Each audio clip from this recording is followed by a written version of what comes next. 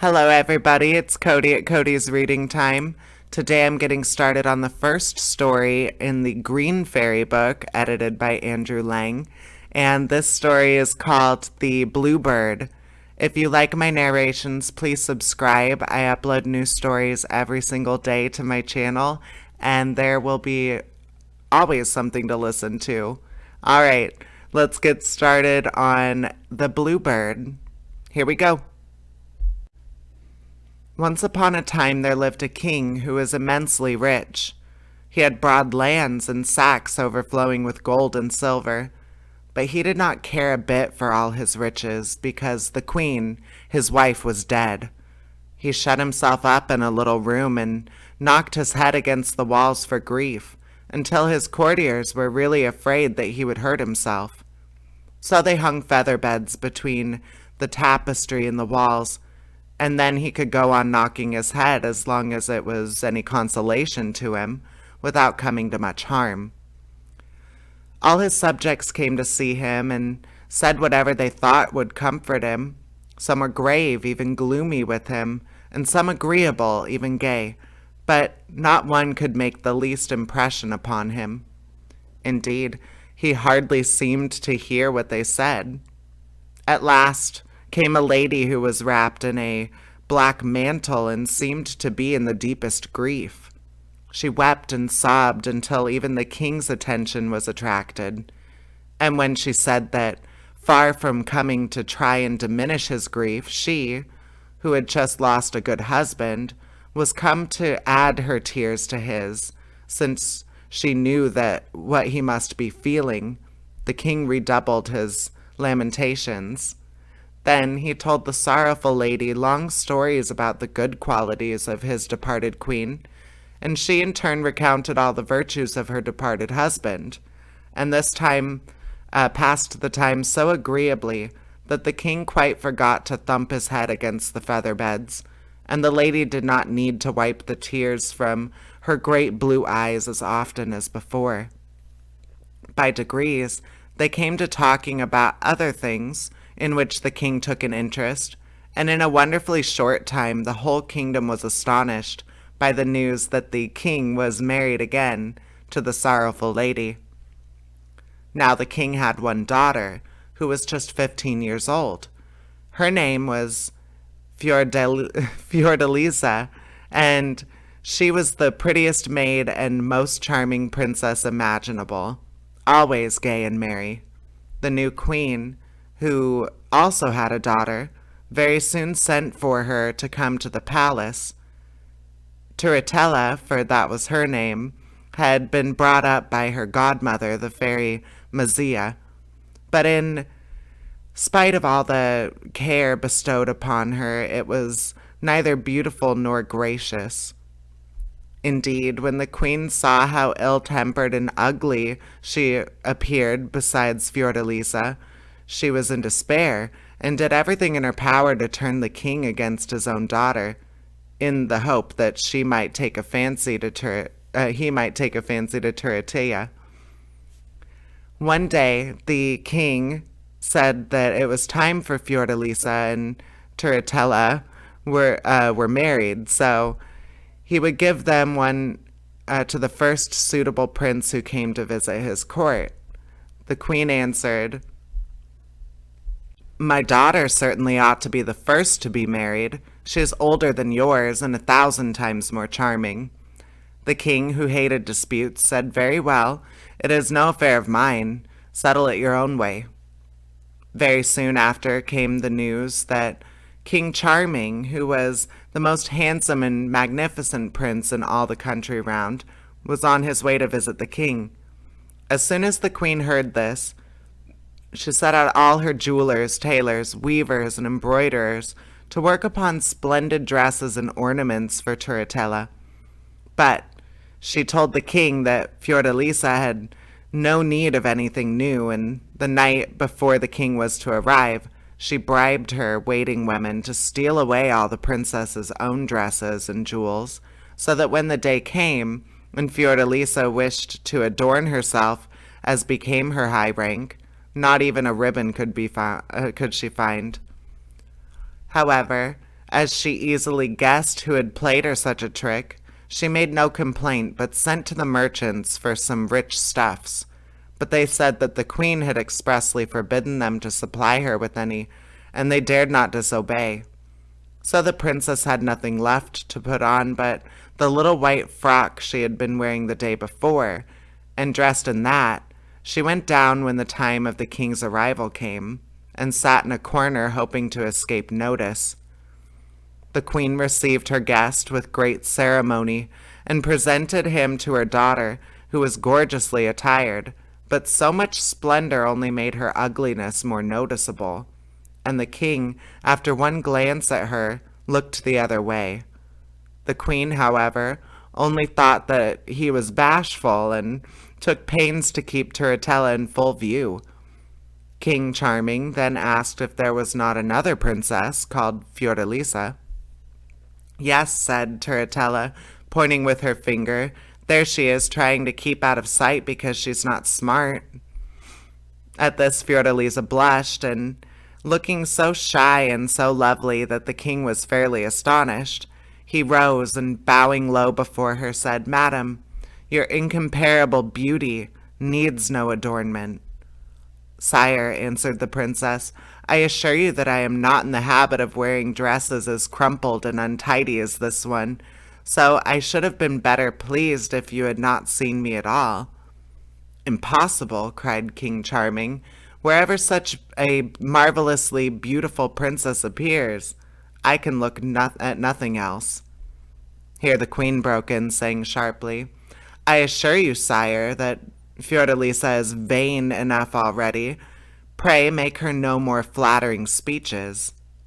The king quite understood that she was not pleased, but did not matter to him, so he admired Fiordalisa to his heart's content, and talked to her for 3 hours without stopping.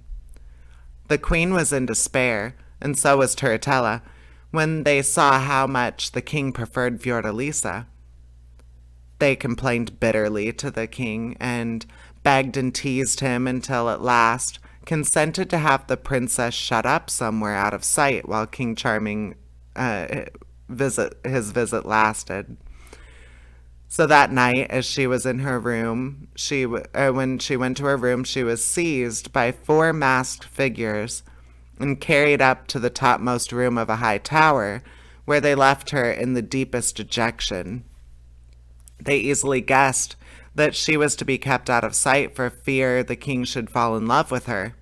But then, how disappointing that was, for she already liked him very much, and would have been quite willing to be chosen for his bride.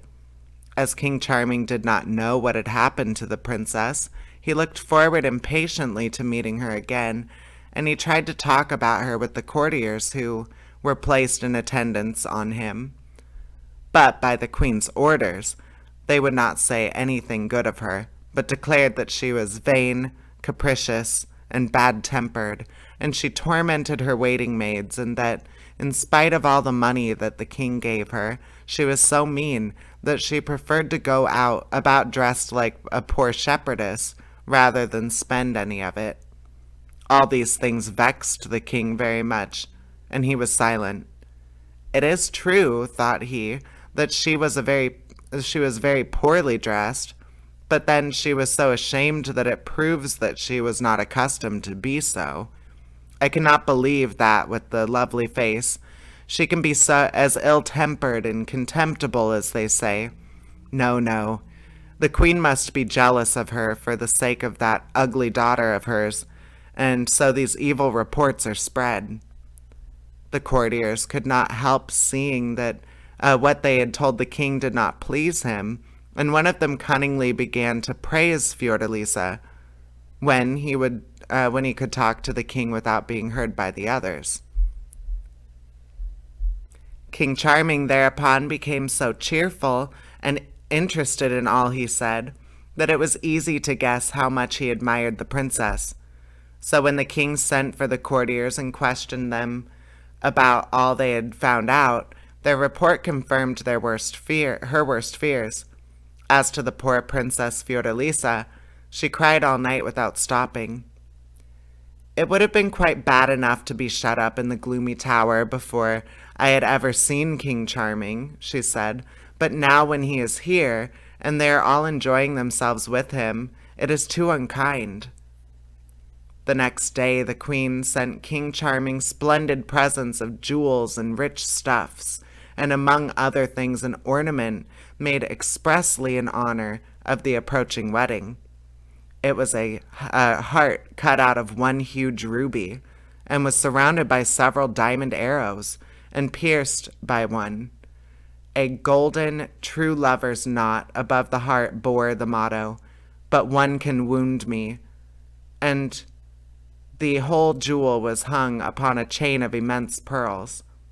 Never, since the world had been a world, had such a thing been made, and the king was quite amazed when it was presented to him. The page who brought it begged him to accept it from the princess, who chose him to be her knight. "What?" cried he. "Does the lovely Princess Fiordalisa deign to think of me in this amiable and encouraging way?" "You confuse the names, sire," said the page hastily. "I come on behalf of the Princess Turritella." "Oh, it is Turritella who wishes me to be her knight," said the king coldly. "I am sorry that I cannot accept the honor." And he sent the splendid gifts back to the queen and Turritella, who were furiously angry at the contempt with which they were treated. As soon as he possibly could, King Charming went to see the king and queen, and as he entered the hall, he looked for Fiordalisa, and every time anyone came in, he started round to see who it was, and was altogether so uneasy and dissatisfied that the queen saw it plainly. But she would not take any notice, and talked of nothing but the entertainments she was planning. The prince answered at random, and presently asked if he was not to have the pleasure of seeing the Princess Fiordalisa. "Sire," answered the queen haughtily, "her father has ordered that she shall not leave her own apartments until my daughter is married." "What can be the reason for keeping that lovely princess a prisoner?" cried the king in great indignation. "That I do not know," answered the queen, "and even if I did, I might not feel bound to tell you." The king was terribly angry at being thwarted like this. He felt certain that Turritella was to blame for it, so casting a furious glance at her, he abruptly took leave of the queen and returned to his own apartments. There, he said to a young squire whom he had brought with him, "I would give all I have in the world to gain the goodwill of one of the princess's waiting women, and obtain a moment's speech with Fiordalisa." "Nothing could be easier," said the young squire, and he very soon made friends with one of the ladies, who told him that in the evening Fiordalisa would be at a little window which looked out into the garden, where he could come and talk to her. "Only," she said, "he must take very great care not to be seen, as it would be as much as her place was worth to be caught helping King Charming to see the princess." The squire was delighted and promised all she asked, but the moment he had run off to announce his success to the king, the false waiting woman went and told the queen all that had passed. She at once determined that her own daughter should be at the little window, and she taught her so well all she was to say and do that even the stupid Turritella could make no mistake. The night was so dark that the king had not a chance of finding out the trick that was being played upon him, so he approached the window from the greatest delight, and said everything that he had been longing to say to Fiordalisa to persuade her of his love for her. Turritella answered as she had been taught, that she was very unhappy and that there was no chance of her being better treated by the queen until her daughter was married, and then the king entreated her to marry him, and thereupon he drew his ring from his finger and put it on Turritella's, and she answered him as well as she could. The king could not help thinking that she did not say exactly what he would have expected from his darling Fiordalisa, but he persuaded himself that the fear of being surprised by the queen was making her awkward and unnatural. He would not leave her until she had promised to see him again the next night, which Turritella did willingly enough. The queen was overjoyed at the success of her stratagem and promised herself that all would now be as she wished. And sure enough, as soon as it was dark the following night, the king came, bringing with him a chariot which had been given him by an enchanter who was his friend. This chariot was drawn by flying frogs, and the king easily persuaded Turritella to come out and let him put her into it, then mounted beside her, crying triumphantly, "Now, my princess, you are free. Where will it please you that we shall hold our wedding?" And Turritella, with her head muffled in her mantle, answered that the fairy Mazia was her godmother, and that she would like it to be at her castle. So the king told the frogs, who had the map of the world in their heads, and very soon he and Turritella were set down at the castle of the fairy Mazia. The king would certainly have found out his mistake the moment they stepped into the brilliantly lighted castle, but Turritella held her mantle more closely around her and asked to see the fairy by herself, and quickly told her all that had happened and how she had succeeded in deceiving King Charming. "Aho, my daughter," said the fairy, "I see we have no easy task before us. If he loves Fiordalisa so much that he will not be easily pacified, I feel sure he will defy us." Meanwhile, the king was waiting in a splendid room with diamond walls, so clear that he could see the fairy and Turritella as they stood whispering together, and he was very much puzzled. Who can have betrayed us?" he said to himself. "How comes our enemy here? She must be plotting to prevent our marriage. Why does my lovely Fiordalisa make haste and come? Doesn't my lovely Fiordalisa make haste and come back to me?" But it was worse than anything he had imagined when the fairy Mazia entered, leading Turritella by the hand, and said to him, "King Charming, here is the Princess Turritella to whom you have plighted your faith. Let us have the wedding at once." "I," cried the king, "I marry that little creature? What do you take me for? I have promised her nothing." "Say no more. Have you no respect for a fairy?" cried she angrily. "Yes, ma'am," answered the king. "I am prepared to respect you as much as a fairy can be respected, if you will give me back my princess." "Am I not here?" interrupted Turritella. "Here is the ring you gave me. With whom did you talk at the window, if it was not with me?" "What?" cried the king angrily. "Have I been altogether deceived and deluded? Where is my chariot? Not another moment will I stay here." "Aho!" said the fairy, "not so fast," and she touched his feet, which instantly became as firmly fixed to the floor as if they had been nailed there. "Oh, do whatever you like with me," said the king. "You may turn me into stone, but I will marry no one but Fiordalisa." And not another word would he say, though the fairy scolded and threatened, and Turritella wept and raged for 20 days and 20 nights. At last, the fairy Mazia said furiously, for she was quite tired out by his obstinacy, "Choose whether you will marry my goddaughter, or do penance 7 years for breaking your word to her." And then the king cried gaily, "Pray do whatever you like with me, as long as you deliver me from this ugly scold."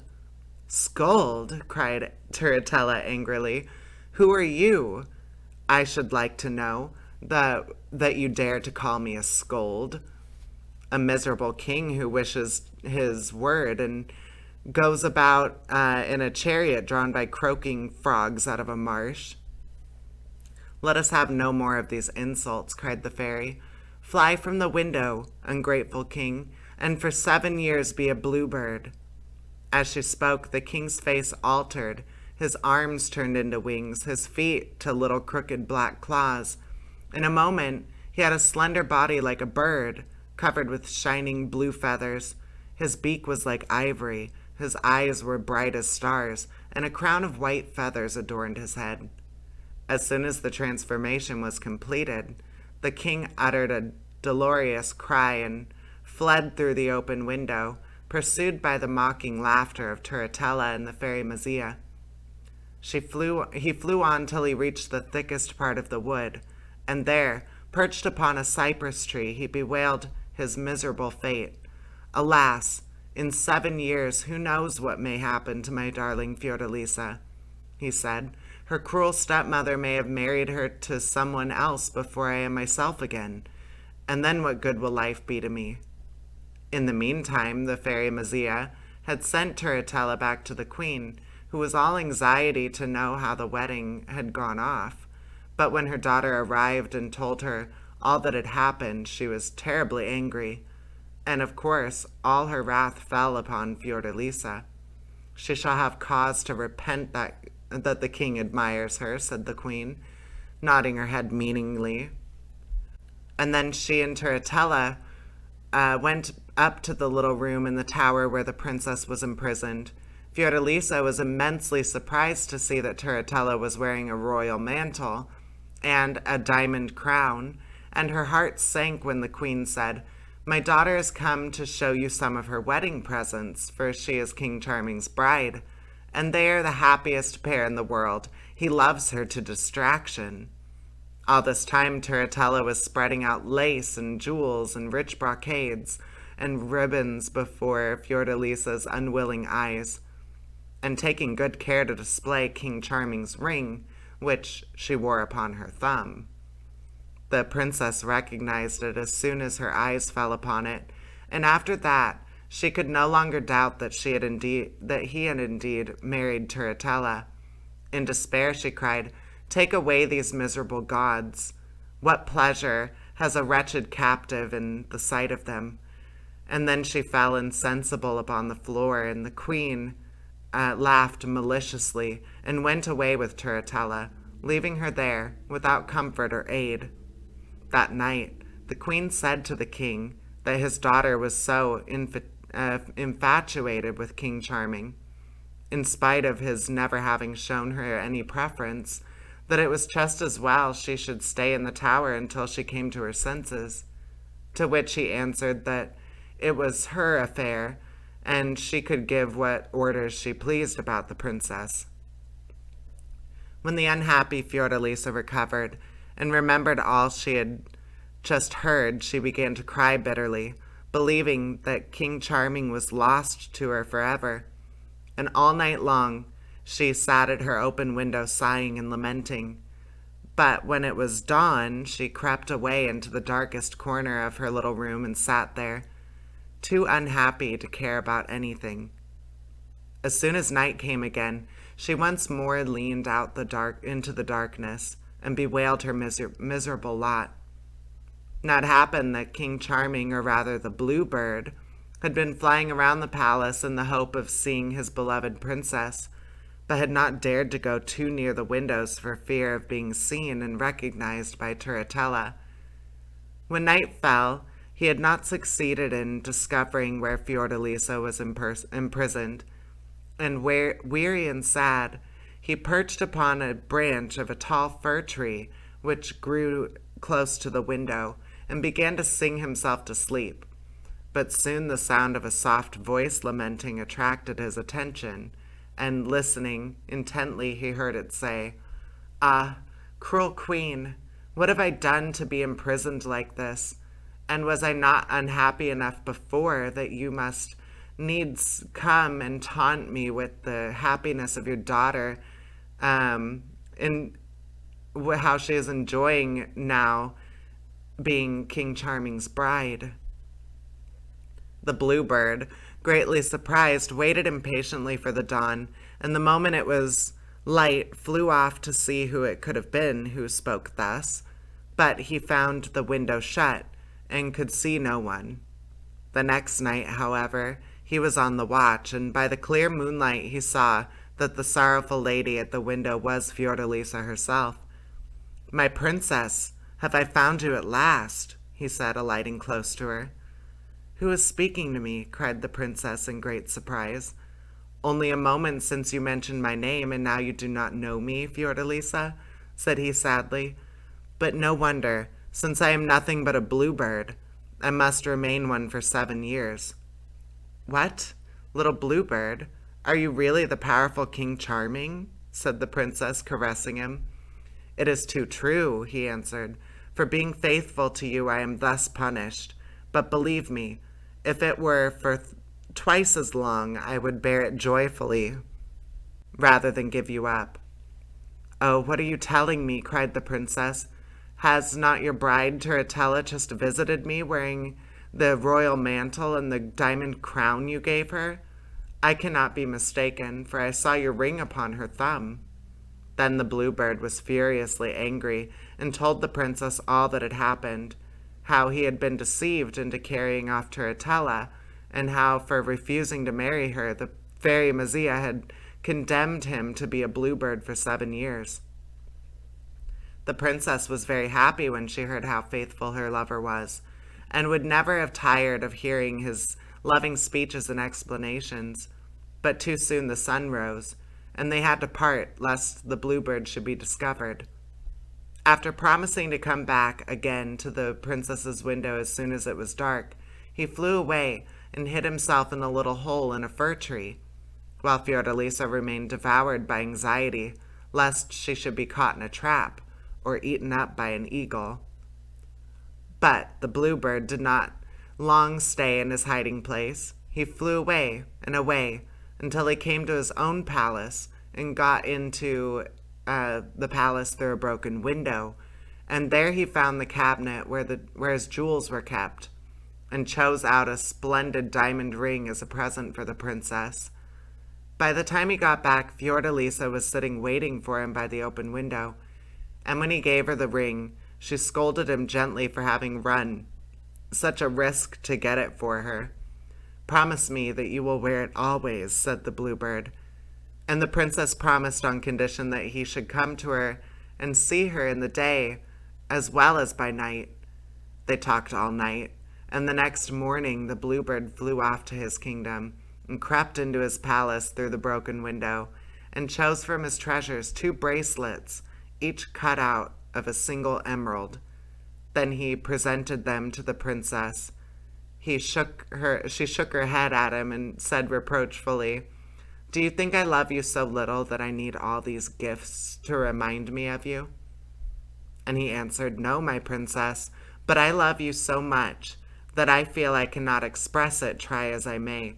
I only bring you these worthless trifles to show you that I have not ceased to think of you, though I have been obliged to leave you for a time." The following night he gave Fiordalisa a watch set in a single pearl. The princess laughed a while when she saw it, and said, "You may well give me a watch, for since I have known you I have lost the power of measuring time.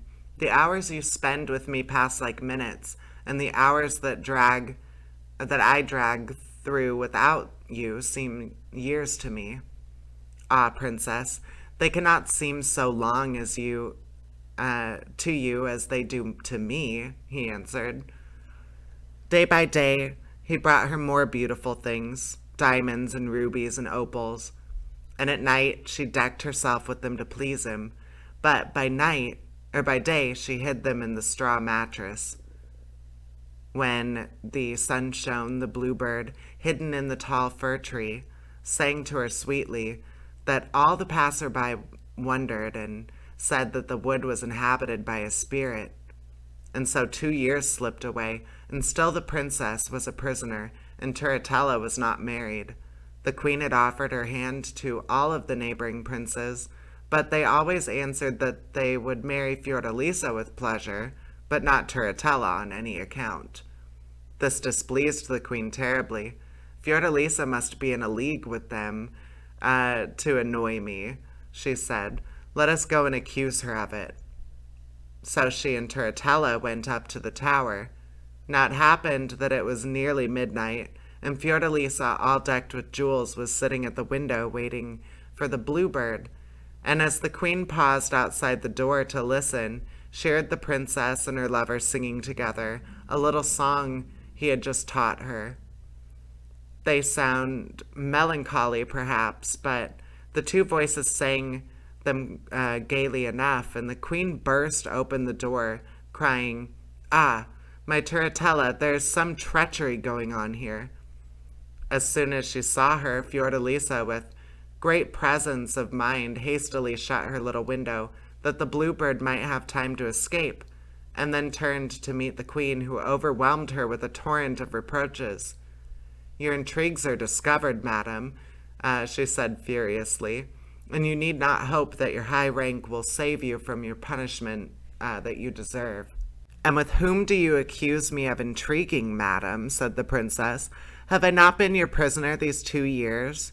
And who have I seen except the gaolers sent by you?" While she spoke, the queen and Turritella were looking at her with the greatest surprise, perfectly dazzled by her beauty and the splendor of her jewels. And the queen said, "If one may ask, madam, where did you get all these diamonds? Perhaps you mean to tell me that you have discovered a mine of them in the tower."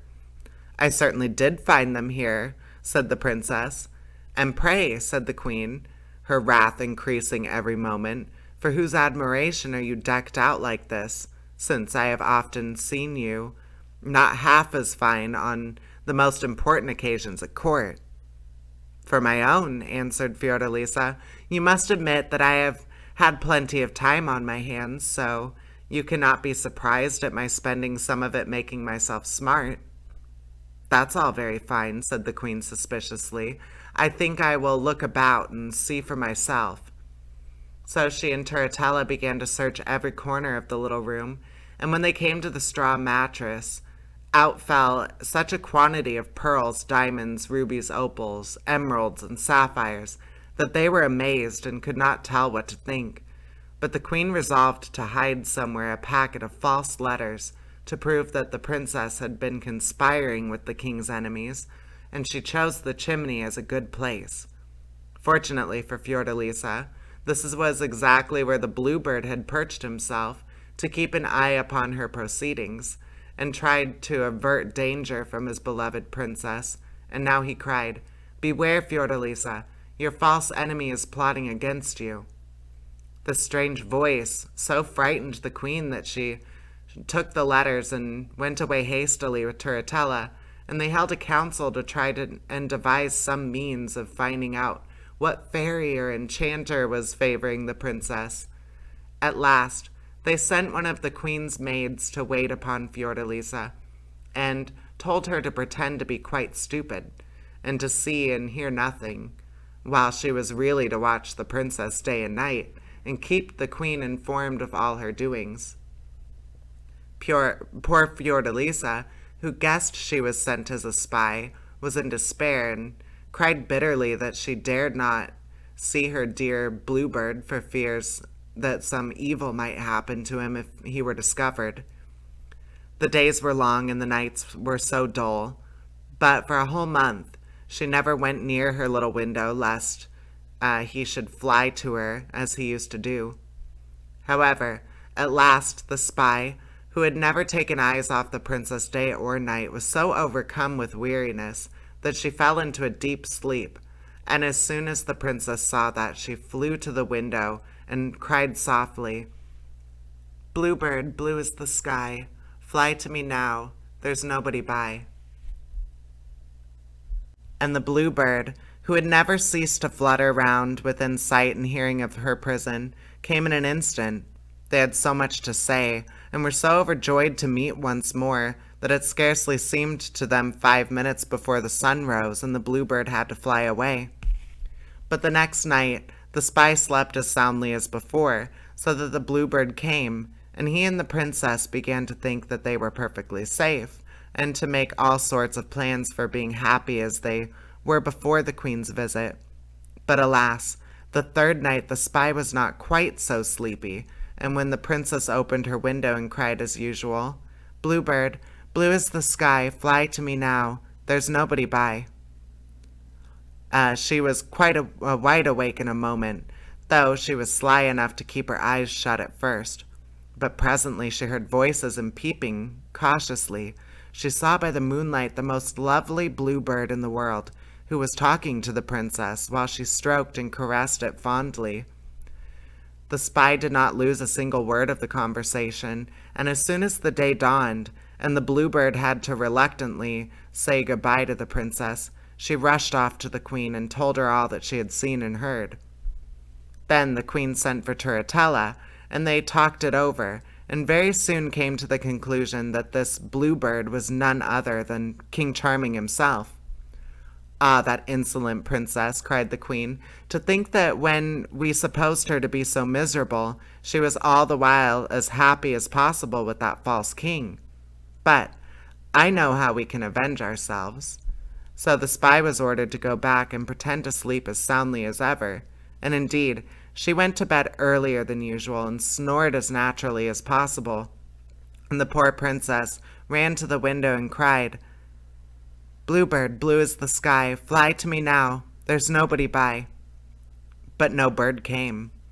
All night long she called and waited and listened, but still there was no answer, for the cruel queen had caused the fir tree to be hung all over with knives and swords and razors, shears, billhooks, and sickles, so that when the bird heard the princess call and flew towards her, his wings were cut, and his little black feet clipped off, and all pierced and stabbed in 20 places.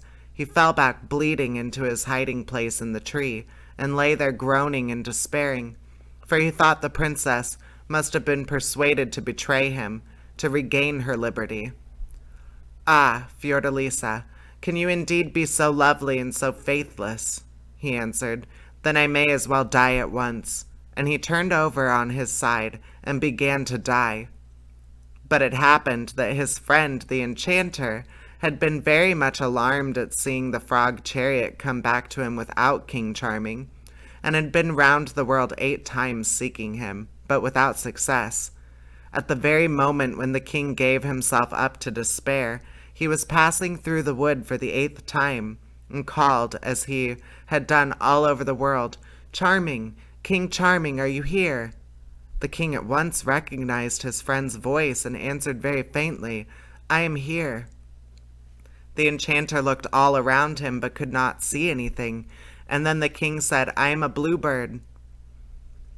Then the enchanter found him in an instant, and seeing his pitiable condition, ran hither and thither, without a word, until he had collected a handful of magic herbs with which, and a few incantations, he speedily made the king whole and sound again. "Now," said he, "let me hear all about it. There must be a princess at the bottom of this." "There are 2, answered King Charming, with a wry smile. And then he told the whole story, accusing Fiordalisa of having betrayed the secret of his visits to make her peace with the queen, and indeed saying a great many hard things about her fickleness and her deceitful beauty, and so on. The enchanter quite agreed with him, and even went further, declaring that all princesses were alike, except perhaps in the matter of beauty, and advised him to have done with Fiordalisa and forget all about her. But somehow or another, this advice did not quite please the king. "What is to be done next?" said the enchanter, "since you still have 5 years to remain a bluebird." "Take me to your palace," answered the king. "There you can at least help me or keep me in a cage, safe from cats and swords." "Well, that will be the best thing to do for the present," said his friend. "But I am not an enchanter for nothing. I'm sure to have a brilliant idea for you before long." In the meantime, Fiordalisa, quite in despair, sat at her window day and night calling her dear bluebird in vain, and imagining over and over again all of the terrible things that could have happened to him, until she grew quite pale and thin. As for the queen and Turritella, they were triumphant, but their triumph was short, for the king, Fiordalisa's father, fell ill and died. And all the people rebelled against the queen and Turritella, and came in a body to the palace demanding Fiordalisa. The queen came out upon the balcony with threats and haughty words, so that at last they lost their patience and broke open the doors of the palace, one of which fell back upon the queen and killed her. Turritella fled to the fairy Mazia, and all the nobles of the kingdom fetched the Princess Fiordalisa from her prison in the tower and made her queen. Very soon, with all the care and attention they bestowed upon her, she recovered from the effects of her long captivity and looked more beautiful than ever, and was able to take counsel with her courtiers and arrange for the governing of her kingdom during her absence. And then, taking a bag full of jewels, she set out all alone to look for the bluebird, without telling anyone where she was going. Meanwhile, the enchanter was taking care of King Charming, but as his power was not great enough to counteract the fairy Mazias, he at last resolved to go and see if he could make any kind of terms with her for his friend, for you see, fairies and enchanters are cousins in a sort of way after all. And after knowing one another for 500 or 600 years, and falling out, and making it up again pretty often, they understood one another well enough. So the fairy Mazia received him graciously, and said, "What may you be wanting, gossip?" said she. You can do turn for me if you will," he answered. "A king who is a friend of mine was unlucky enough to offend you." "Aha, I know who you mean," interrupted the fairy. "I am sorry not to oblige you, gossip, but he need expect no mercy from me unless he will marry my goddaughter, whom you see yonder, looking so pretty and charming. Let him think over what I say." The enchanter hadn't a word to say, for he thought Turritella really frightful, but he could not go away without making one more effort for his friend the king, who was really in great danger as long as he lived in a cage. Indeed, already he had met with several alarming accidents. Once the nail on which his cage was hung had given way, and his feathered majesty had suffered much from the fall, while Madame Puss, who happened to be in the room at the time, had given him a scratch in the eye which came very near blinding him.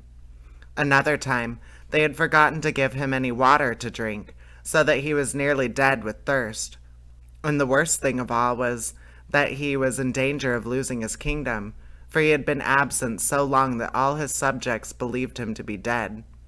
So, considering all these things, the enchanter agreed with the fairy Mazia that she should restore the king to his natural form, and should take Turritella to stay in his palace for several months, and if, after the time was over, he still could not make up his mind to marry her, he should once more be changed into a bluebird.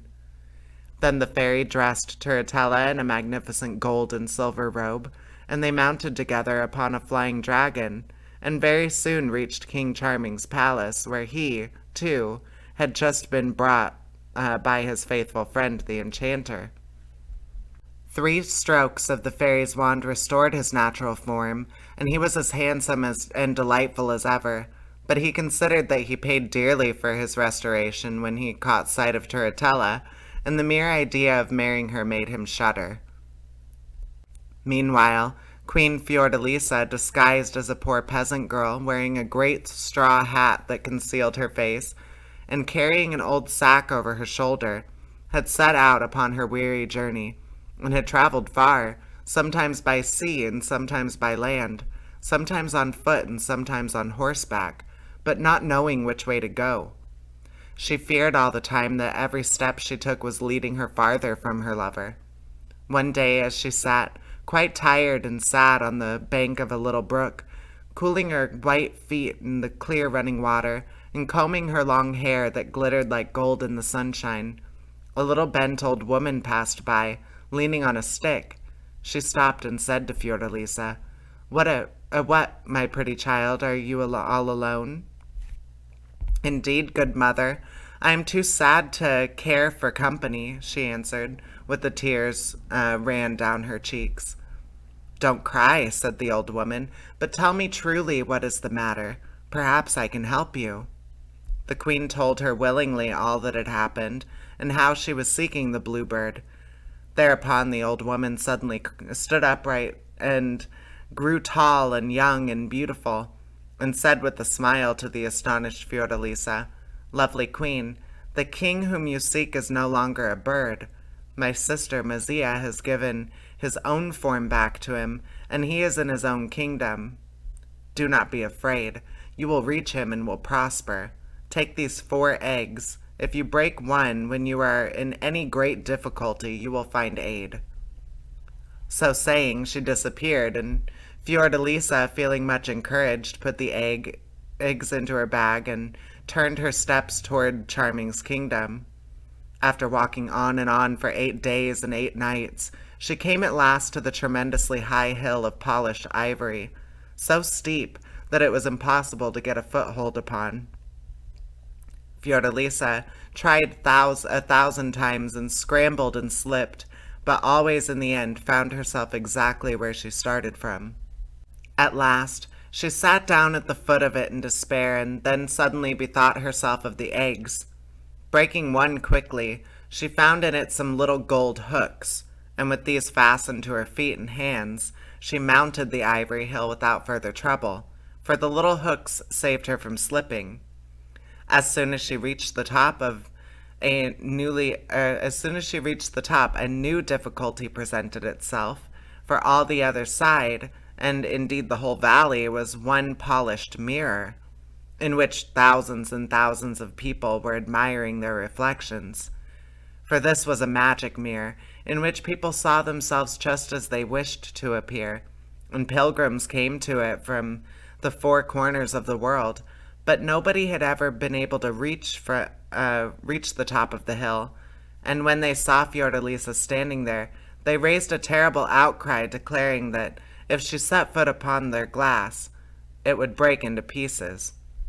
The queen, not knowing what to do, for she saw it would be dangerous to try to go down, broke the second egg, and out came a chariot drawn by 2 white doves, and Fiordalisa got into it, and was floated softly away.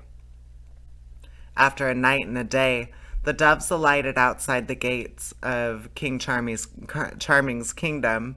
Here the queen got out of the chariot and kissed the doves and thanked them, and then with a beating heart she walked into the town, asking the people she met where she could see the king.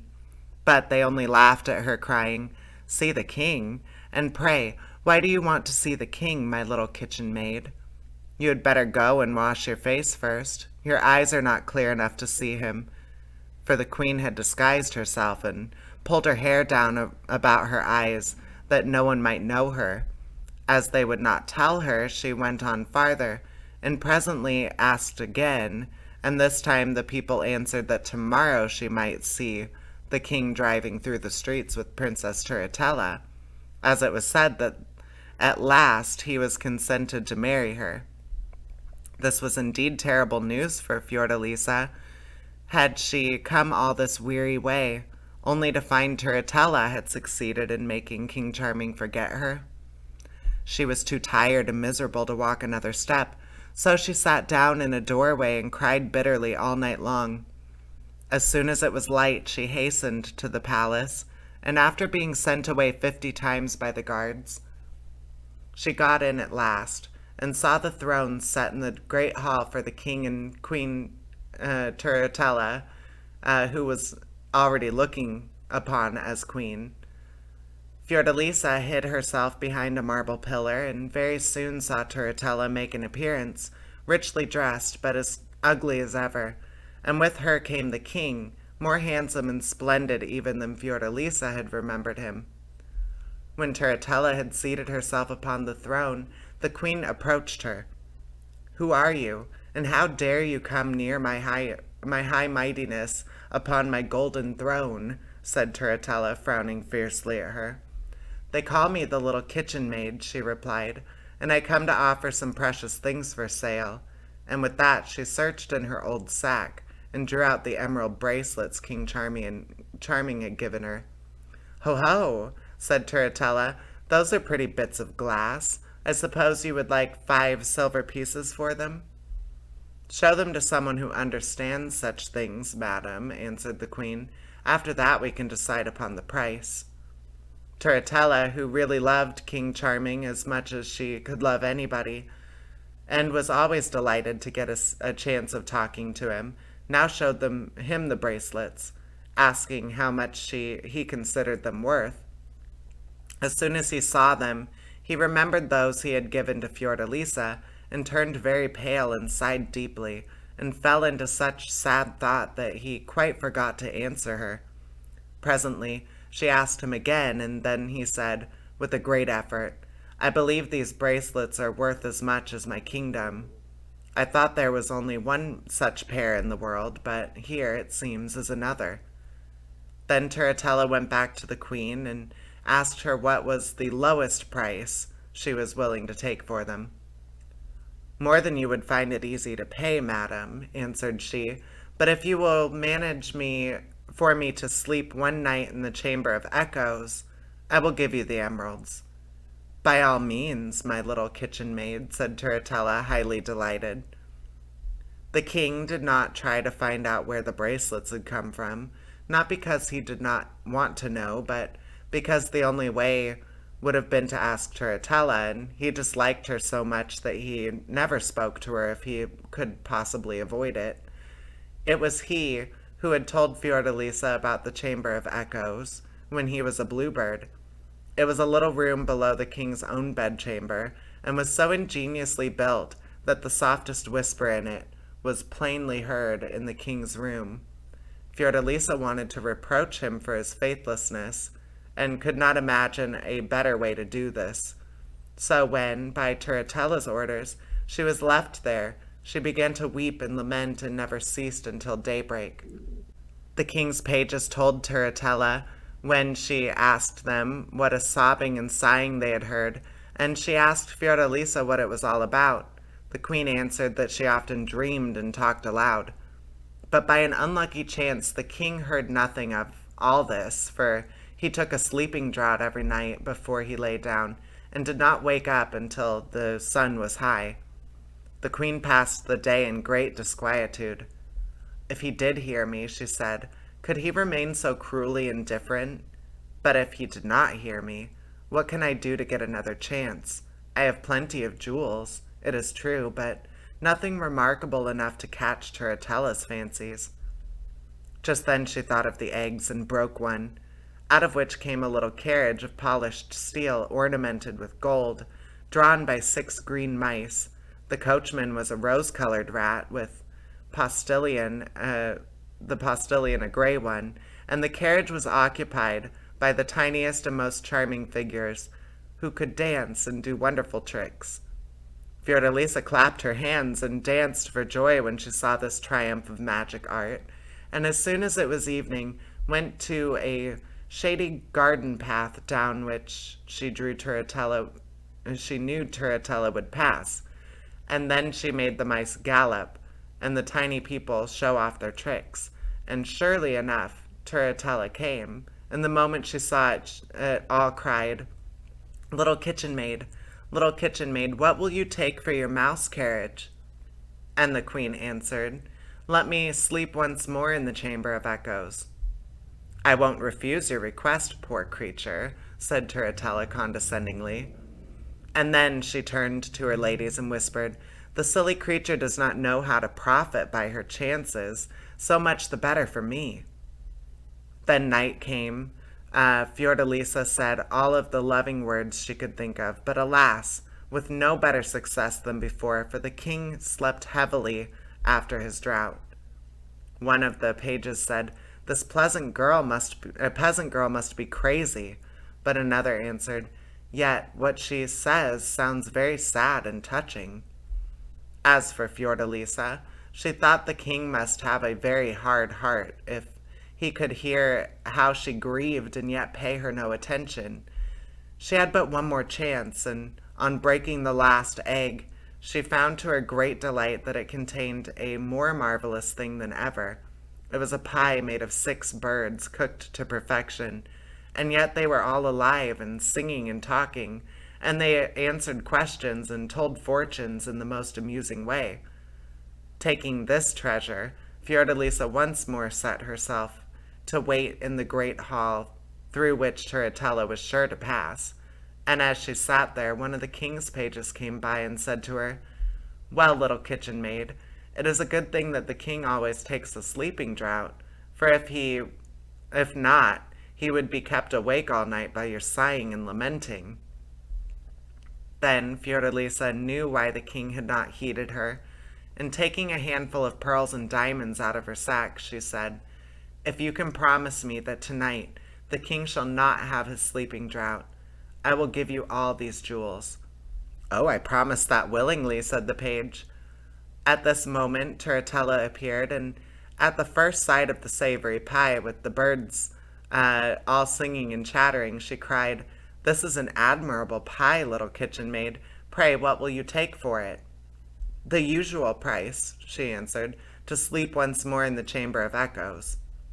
"By all means, only give me the pie," said the greedy Turritella, and when night was come, Queen Fiordalisa waited until she thought everybody in the palace would be asleep, and then began to lament as before. "Ah, Charming," she said, "what have I ever done that you would forsake me and marry Turritella? If you could only know all I have suffered, and what a weary way I have come to seek you." Now the page had faithfully kept his word and given King Charming a glass of water instead of his usual sleeping draught, so there he lay wide awake, and heard every word Fiordalisa said, and even recognized her voice, though he could not tell where it came from. "Ah, Princess," he said, "how could you betray me to our cruel enemies when I loved you so dearly?" Fiordalisa heard him and answered quickly, "Find out the little kitchen maid, and she will explain everything." Then the king in a great hurry sent for his pages and said, "If you can find the little kitchen maid, bring her to me at once." "Nothing could be easier, sire," said they, "for she is in the Chamber of Echoes." The king was very much puzzled when he heard this. How could the lovely Princess Fiordalisa be a little kitchen maid? Or how could a little kitchen maid have Fiordalisa's own voice? So he dressed hastily and ran down a little secret staircase which led to the Chamber of Echoes. There upon a heap of soft cushions sat his lovely princess. She had laid aside all her ugly disguises and wore a white silken robe, and her golden hair shone in the soft lamplight. The king was overjoyed at the sight, and rushed to throw himself at her feet, and asked her 1,000 questions without giving her time to answer one. Fiordalisa was equally happy to be with him once more, and nothing troubled them but the remembrance of the fairy Mazia. But at this moment in came the enchanter, and with him a famous fairy, the same in fact who had given Fiordalisa the eggs. After greeting the king and queen, they said that as they were united in wishing to help King Charming, the fairy Mazia had no longer any power against him, and he might marry Fiordalisa as soon as he pleased. The king's joy may be imagined, and as soon as it was day, the news was spread through the palace, and everybody who saw Fiordalisa loved her directly. When Turritella heard that what had happened, she came running to the king, and when she saw Fiordalisa with him, she was terribly angry. But before she could say another word, the enchanter and the fairy changed her into a big brown owl, and she floated away out of one of the palace windows, hooting dismally. When the wedding was held with great splendor, and King Charming and Queen Fiordalisa lived happily ever after. Well, that was a long story. I hope you enjoyed it. And please subscribe. I upload new stories every single day on my channel. There's always going to be more stories to come out of this book and several others. So stick around, enjoy some stories, and take care. All right. Bye-bye.